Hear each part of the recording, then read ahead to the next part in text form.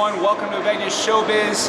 It's a big night. We've had tickets for months. We've been looking forward to this. It's another night of magic. We're at Resorts World and we're here to see David Blaine.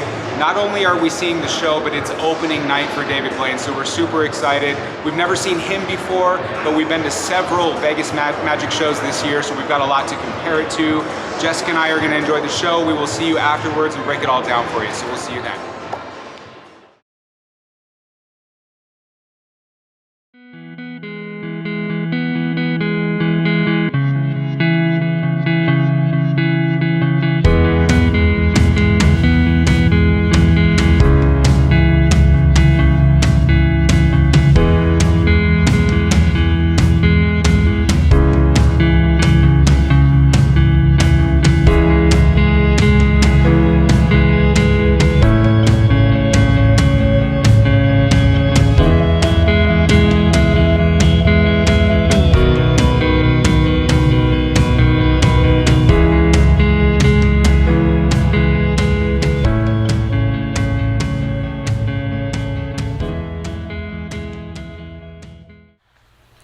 Okay, everybody, we are back. We saw opening night of In Spades by David Blaine last night. It was a very special night. Not only was it opening night of the show, but it was his first time performing in Las Vegas. His family was there. There were celebrities in attendance. It was a really fun night to be a part of, and I feel like we've got more than usual to talk about.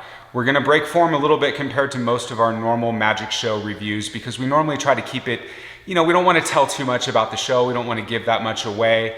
I feel like it's a little bit different with David Blaine. I mean, his blend of daredevil magic, for lack of a better term, is so incredible that even if you know what's coming, it's still jaw-dropping to see. There were parts of the show that we were explicitly allowed to film, and we did, so we're gonna splice those clips in.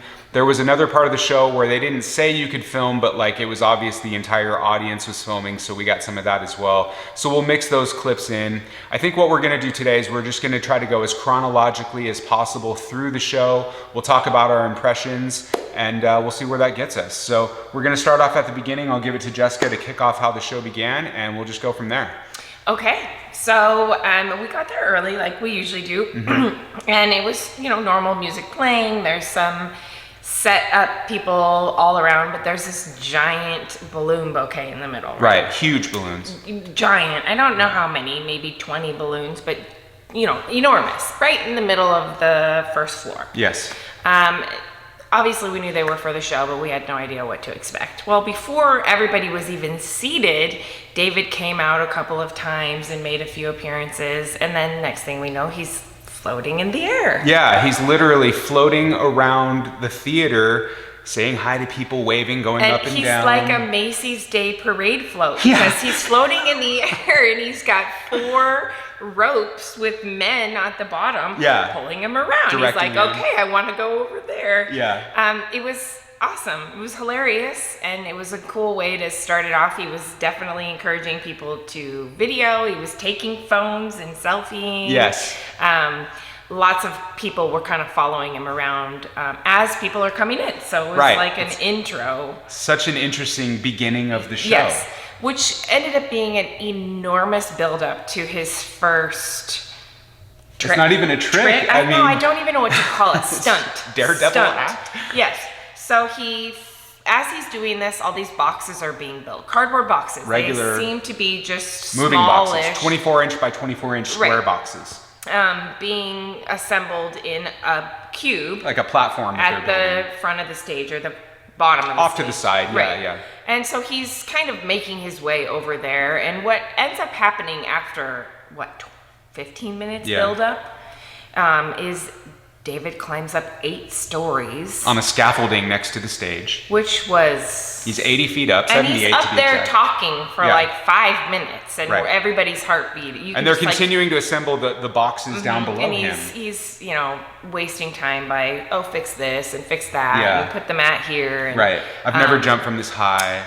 You know, it was an enormous buildup. You could just hear the intensity of the music changed, everybody's heart's racing. So after several minutes, he we count down and he tells the crowd, jumps. Count it down from 10. Yeah. So let's splice over to let you see that clip because we filmed it both. We have 2 different views of it because he was so high up we had a hard time filming the entire thing on a screen. Yeah, like I film in landscape normally, and I couldn't see him in the whole thing. He was so high up. She had to use portrait mode just to be able to see him up there in the landing. It was insane. So the intensity of that, and then he falls, and there's sort of this quiet pause waiting to see. Like, did he live? He's okay, we assume, because he's still talking, but you can't see him, and we didn't know if another stunt was gonna happen. Yeah, it went silent for a second where he wasn't talking at all, and he's like, what just happened? Then he starts to talk. So that was cool. It was a great way to start. I wasn't really sure if there was going to be another trick or some magic associated with that, but the intensity of just him falling was crazy. It set the tone for the show. So we'll stop right here, and we're going to let you see it, and then we'll continue on. Okay. 10, 9, 8, 7, 6, 5, 4, 3, 2, 1.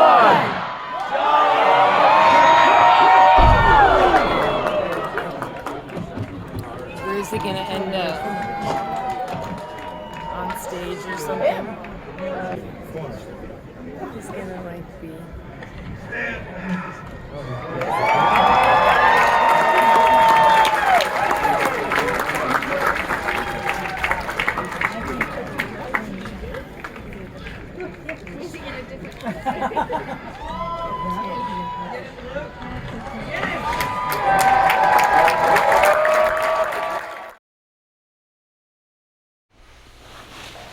Okay, everybody, we're back. You just saw the high dive into the boxes. What an amazing way to start the show. It really set the tone for what you were in for the rest of the evening.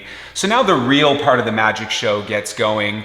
And the first one that we want to talk about, we might not be able to go over every single trick that he did, but the way that he hypnotized two gentlemen from the audience to get them connected, as he termed it, and then turned that into a classic magic trick with the cup and the balls was really interesting. So you want to lead off with that? Sure. So two gentlemen randomly from different areas of the audience are up on stage, and he is trying to connect them, he says, before he can start his act. So he has them both situated on either side of him, standing. They're standing, just David in the middle, two gentlemen, and he tells them, I'm never gonna get this close to you, I'm just gonna be here to one gentleman. And doesn't say that to the one over here.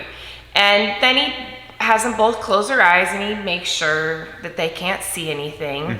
And he touches the gentleman on one side on the nose. And he says, raise your hand if I touched you. And they both raise their hand, and we're all like, what? Right. And then he says, raise the number of fingers for the times I touched you. And they both raise the same number of fingers, and we're all kind of like, what's going on? And then he says, point to the area that I touched you. And they both point to their nose, and we're all like, what? Right. So then he has them open up their eyes, tells the one guy, I never touched you. He doesn't believe it. No, he doesn't believe it. The audience has to convince him. Yeah. And he says, okay, I think this is going to work. You guys are connected. You're connected now. Yeah. So now he brings out the cup and balls, and this is a classic trick where he's got a rubber ball under one under one styrofoam cup, and there's two other styrofoam cups with nothing. And he makes it easy where he kind of shuffles them very easily and tells the guy, okay, pick the one with the red ball. Right. And he did it easy on purpose because the guy was able to select it, and he's like, cool, okay, we can play this game. Let's make it a little bit more interesting though. So he takes, when you're in school and you have those ice pick looking things on the stand and you put a paper through it, he puts one of those in place of the ball under the cup, which is obviously extremely dangerous if you're going to smash the cup. So now he shuffles the cups to an extreme extent where nobody knows. Nobody. I don't think there could have been anybody in the whole audience that knew for certain where it was. Right. Nobody has a clue. Mixed up so many random times by so many people. And his eyes are taped shut with like 3 pieces of heavy duty tape. He can't see anything. So he's standing at the table with the cups with one gentleman on each side, and he says, okay, put my hand over the cup, make sure your hand is out of the way. Yeah. And on the count of 3, we're gonna smash it down together. Yeah. And the first one was intense, but the second one was extremely intense. My heart was racing. The gentleman did not even want to do it. Yeah. He just was, it took, I think, all he had to slam that hand down. Yeah, he did it. And he did it, and we're all like this giant sigh of relief. And sure enough, there's one cup remaining in the middle, and they lift it, and there's the ice pick thing right there. Off his eye cover, and there it is. And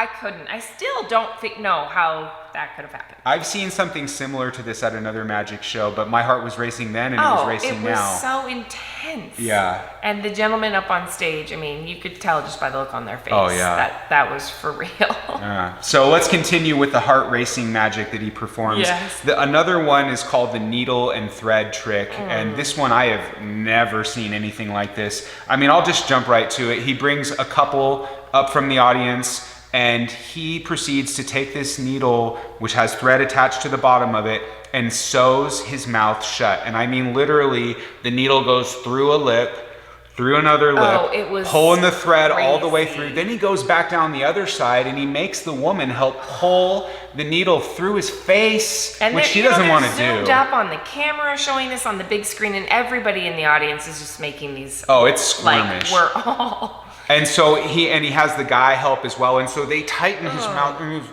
It's like that. It's literally his mouth is sewn shut. And then tied. Tied, right? It's Yeah. cinched closed, and now the magic trick begins. That's not even the trick. Okay? So now he pulls out, and he has to do this pantomime style because he can't speak. Right. So he pulls out a deck of cards, and he fans them open and motions to the man to pick any card you want. It's not a secret which one he picks. He picks a card. I think it was the Jack of Clubs or whatever. Right. We'll go with that. It doesn't matter. The point is that he shows that card to the audience and to everybody. I mean, you can see what it is. Right. Then David takes that card and he motions to the woman. Starts to rip it and gives it to the woman. Yeah, so she rips just the corner off of the card, right? Just the corner. She holds that corner, and he crumples up the rest of the card. Right, and Okay. we both can't remember what happens to the card Of course, at this that's point. part of the illusion. But what essentially happens is he then gets scissors out. Pair of scissors. Has the guy cut his mouth open, which is also quite intense to watch. Taking scissors to the man's face to cut the string open so his mouth can And open. out comes the card, and Pulls out the Jack of the Clubs. woman gets her piece, and sure enough, It just matches like a puzzle, perfectly. It was crazy. Oh yeah. Crazy. It was crazy talk. Yeah, that was insane. That was a little bit difficult If to watch. you have a weak stomach, this might not be the right show for you, because the next one, honestly, is, in my opinion, worse. You're talking about the ice pick. Yes. Okay. The ice pick comes back out, and This is a real ice pick with a handle, not the kind you would put a piece of paper through. This is something you would chop ice with, like Basic Instinct style. And he takes his arm, the fleshy part of his arm, and has the gentleman stick it through his arm. Yeah, it pokes straight through his arm. The other You side, can see it and poking we're out. seeing this all up close. It was disgusting. Yes. Then he walks around the audience trying to find a skeptic. Who's a skeptic? Who doesn't with think an this is a real ice pick? in his arm? Yes. And essentially brings somebody up on stage who swears he's a skeptic, and the guy pulls the ice pick out, and I thought he was I remember just him gonna saying, lose it on stage. "Dude, that's really in there." Yeah, his that was face his goes exact line. white. Yeah, oh yeah, white as a ghost. Yes. And he had to remove the ice pick from David's arm, Right. which was hard to watch. It was But crazy. then he's like, "Here, you can take that home with you in case you ever need to chop some ice." Yeah. So. And then there's a short little break. Oh wait, while no, we forgot one. Oh, the okay. wedding ring. Oh! The oh, wedding goodness gracious. ring. This one was weird. So the ice pick one was intense to watch, but this one was the one that made me think I was tripping at I certain don't think points. we should say what actually comes up. I think we need to leave that for them to go to the show. But Okay. essentially, David gets a different couple from someone with a ring. He asks for Who has a ring that can come off fit easily? on my finger. Yeah, Or yeah. that could come close to fitting on my finger. So he Yeah. finds a married couple, takes the guy's ring, in a roundabout way swallows it. Yeah, I mean, he did a couple cool tricks where he had it in his mouth and he like blew and suddenly it was on Yeah. his finger, which was pretty incredible It was. alone. But But then he it's- swallows the ring. And he definitely swallowed it. There's no way that ring, because it was a gentleman's big. It's a big It ring, couldn't have yeah. been in his mouth. Looked like my wedding ring. And in the process of getting the ring back, he regurgitates a living thing. something alive comes out of his mouth into a glass of water, and Right. that's where I thought I was tripping. I'm looking at her like, did she spike my drink? Or am I having a flashback here? Like, what is going This is on? crazy, and I don't want to give everything in his show away. So Yeah. let's just say it was a living thing. Creature, Twice. 2 different times in 2 different glasses of water. He and- gave the man a T-shirt that said something like David Blaine swallowed my ring or And something. regurgitated it. Yeah. And it was on a wire hanger. So he says, take the shirt off the hanger. And we're all thinking like, oh, the ring's going to Gonna be be on on the the hanger. hanger, right. No. No. Then he bends the hanger and sticks it Sword down swallower style, straight down his throat, but not the pointy end that would, the curved end that go at the top of the hanger. Like a he long, had bent it straight. It was horrible. And it went down his throat. I mean, he had the top end of the hanger was at his teeth hanging out right here. So this thing's down his freaking stomach. Yes, it was And then he pulls the thing out, and the guy's ring is On the attached, bottom. like looped around the hanger. bottom of it. What? How? Like, it was insane, and you don't even want to watch this stuff. And the people that are right next to him are going, "Oh my goodness!" No, that poor woman. She She's was just freaked out. standing there holding this glass of water and with a creature in it. like just in shock almost. Yes, that was hard to And watch, then but the just end nuts. of this, before he goes to clean himself up, he says he swallows said creature Back down his throat. twice again. He walks off the stage. And then it's intermission. It was crazy, and we both just We're just looking at each other like, I "What?" don't know what to make of I've this. never seen anything like this Never. before. On TV, I've seen some of his stuff, but in person, it's just insane. So he About a 20-minute intermission, longer. Build up to what we think is the final act. And it's showing a video while he's preparing Mm-hmm. for different breath-holding stunts underwater that he has done on television in the past. And I think his longest was between 7 and 7.5 minutes. Right. So Okay. there's this giant fishbowl on stage. There's nothing else on stage. Human-sized Just fishbowl. A giant fishbowl and like a scaffolding behind it so he can sit up on top of it almost like a diving platform to board or get in. something. Yeah. So you can hear him, and he's taking major breaths. Big deep breaths of I assume oxygen because you can hear like that breathing apparatus or Yeah, something. he's filling And his then body with all oxygen. of a sudden he's just in the water. Drops he into the water. Say anything and And a timer on the screen starts ticking, from 1 second. and we're like, 1, okay, 2. is this wow? But then out walks a gentleman who starts talking, and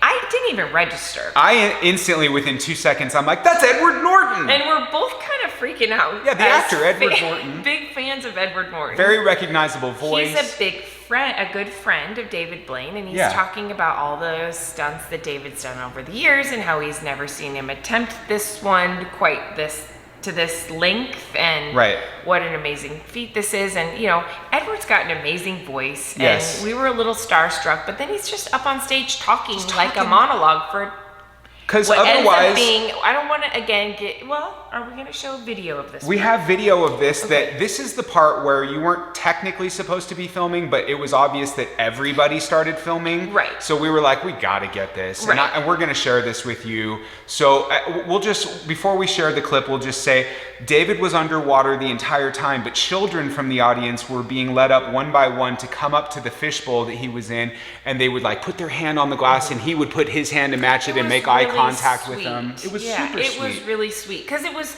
we were trying to be really low intensity because this is a really hard thing for David to do, and Yeah. he has to calm his body and mind. And Right. But then after the kids came up on stage, they added another level of intensity. So he gets This is to at about the 7.5 minute mark. he gets to the mark that I think they had said he had never surpassed before, Right. and how he's trying to make it to 8.5 minutes. Yeah.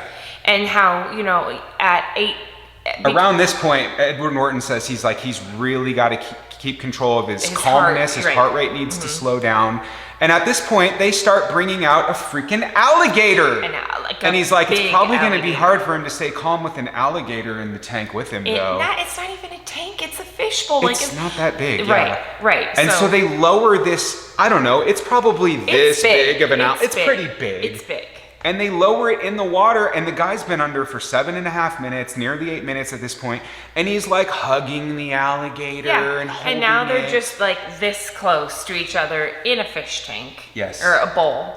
And he makes it to 9:01. And Yeah. So let's pause here. Let's let everybody see what we're talking about so they can take this in, and then we'll come back at you. Here's a couple minutes of this clip. Enjoy this, and then we'll come back to talk about the remainder of the show.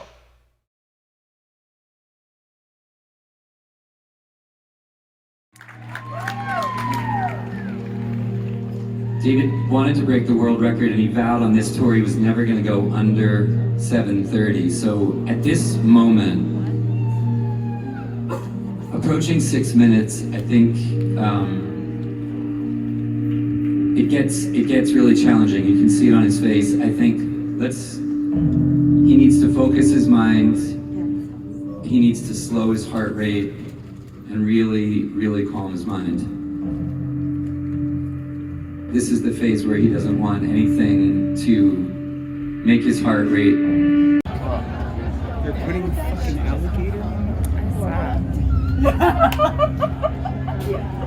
So if you were trying to hold your breath up to 7 minutes, probably you wouldn't want an alligator to get in the water with you. What is the point? What is the point? Did you say he's got no teeth? It doesn't matter.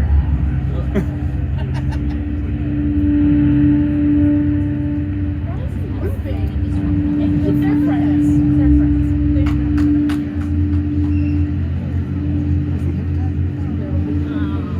He's like the end of his tongue.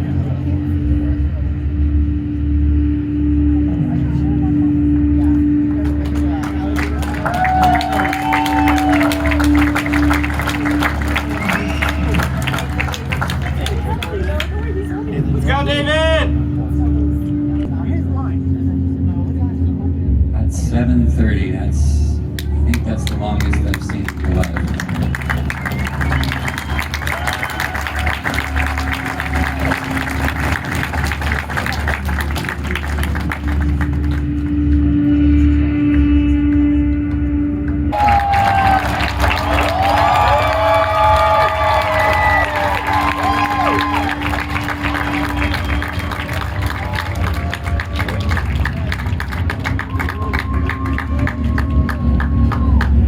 Come on! Come on! Come on!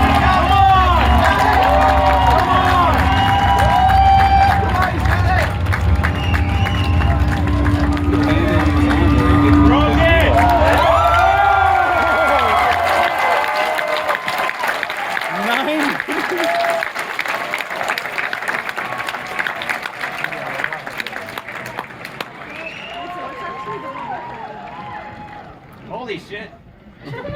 Thanks, everybody. That was fun.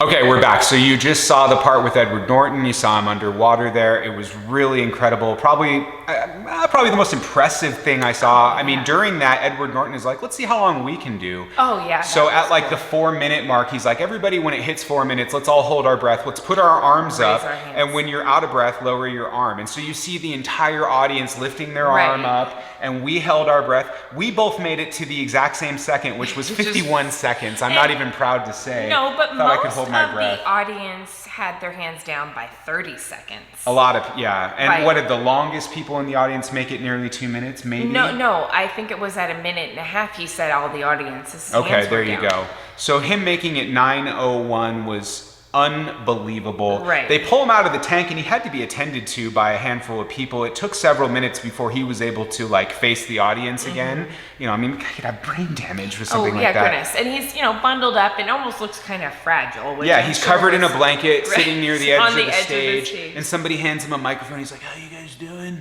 Yeah. You know? Can I get something to drink? Yeah, And, he's you like know, really out of it, and the crowd's going nuts. They're like, "We love you, David!" Yeah, like, that you was know. amazing. And so while he's still sitting there, we think the show's over, and I he's thought he saying was gonna goodnight. say goodnight for sure.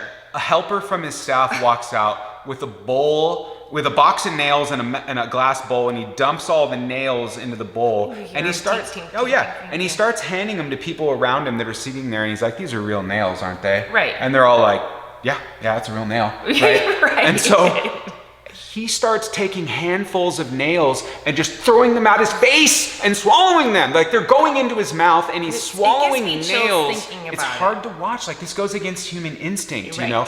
So he starts swallowing them, and you can hear him you know, making these noises as they're going down his throat. Oh gosh. I'm like, oh my God. It was so bad. And then he starts regurgitating these nails. And again, you can hear him coughing them, like working them up out of his throat. And then he uses a magnet up his nose and he's pulling nails out of his nose. It's hard to even talk about, but to see this stuff happening, it's just, I mean, I know it's a trick, but it's just like the look on people's faces as they showed the crowd, everybody's just like, yeah, we're all just you know, total shock and awe. Everybody. And he's doing this, he's pulling these nails out, and it's just like, I don't understand how you can do this stuff. Why? I just kept thinking, why is he doing this? Yes, and so that leads us to the final trick. We're gonna try to keep this one a little bit more ambiguous. It's very much crowd involvement. We have been to other magic shows this year where there's a little deck of cards in a bag in front of your seat that says, you know, don't open right now or whatever. And I'm going to be vague about this one to get us through it. It's his final thing. It's essentially a card trick where everybody has a deck of cards in their hand and you're following his instructions to cut it, and not like you're not counting a certain number of cards, but you cut the deck and then you cut it again and you're manipulating the deck. Eventually you're taking a card and sitting it under yourself so that you don't know what your card is. And then he does some crowd interaction. He pulled up a little boy on stage who, it was so fitting for, this boy's name was Enzo. Our son's name is Enzo. This boy was a little bit older than our Enzo, but still it was just so perfect that an Enzo was up there. And Enzo had to pick a card from David Blaine. Enzo had done the trick as well, and his card was in his back pocket. He doesn't know what it is. And he has to pick a card from David Blaine. And you can kind of see where this is going. I'm going to let it stop from there. It was awesome. The whole audience was like, what a finale. What? Yeah, what a finale. Fun. He is quite the entertainer. It was the most bizarrely intriguing show I think I've ever seen. Yes. We've been to several different kinds of shows. This one just really had you feeling a lot of different things. Because it's not just about the magic. If it was only the magic, I would hesitate to talk as much about it. But again, it doesn't matter. Like, I knew 10 minutes before he made that high dive into the boxes that he was gonna do it. Yeah. But it still doesn't stop your heart from racing. You know? And so many of these things, when he's doing it, it's the just adrenaline rush just from watching some of this stuff was just really cool. Yeah, I know, and he's going, you know, this is, no matter what, this is a special night to me. This is my first time performing in Las Vegas, and you guys are part of this with me, and I appreciate it. And you know, his family's there, and like all these celebrities are there, and it was just such a cool moment to be a part of. You know, we could have gotten tickets to a show further on out that would have been a little bit closer to the stage, but we were like, no, let's go. We wanted to go to opening night. Opening night is cool. And honestly, we don't know how long he'll be around. So I don't know how you can do this night after night. I think that he will come back and that this will maybe be a rotating show at Resorts World. I mean, this is a residency. Like there are, I don't know how many shows, but there are plenty of shows scheduled, and I just don't understand how a human being can do this sort of thing night after night. Yeah, it's pretty intense to think what he's putting his body through for this, for the sake of entertainment. So, but we definitely recommend it. It was a very entertaining show. Yes. Very entertaining show, but not for the weak of stomach. No, but there were children there, and there were kids there, and the things that some of those kids got to do were so cool. I would say that if your kid can handle it, if you guys want to see a special magic show, this is worth checking out. Yeah, cool. We were feeling like, oh darn it, we should have brought our kids. This was something like, I mean, it's late too. It didn't start till 9 o'clock. It got out at like 11:30. It's a late show, so keep that in mind. 11ish. I don't know. It was late. So. Right. But it is family friendly, and it's definitely worth it. We highly recommend it. Highly. So, yeah, let us know. Have you seen the show? What did you think? Are you a fan? I hope we didn't give too much away, but this was a special one. I hope you enjoyed the footage. Feel free to leave comments. And if you're enjoying our content, all we ask is please help us out by subscribing to our channel. We've got so many things planned. We've got a lot more coming soon to the channel, so please join us for the ride. Subscribe to the channel, hit the notification icon, and you'll know every time we drop a new video. So much fun stuff going on in Vegas. We've got a lot to cover, so we're looking forward to it. Thanks for sticking with us. We know this one was a little bit longer, but we hope you enjoyed it. Let us know what you think, and we will see you in the next video. Bye. Bye-bye. Thanks, guys.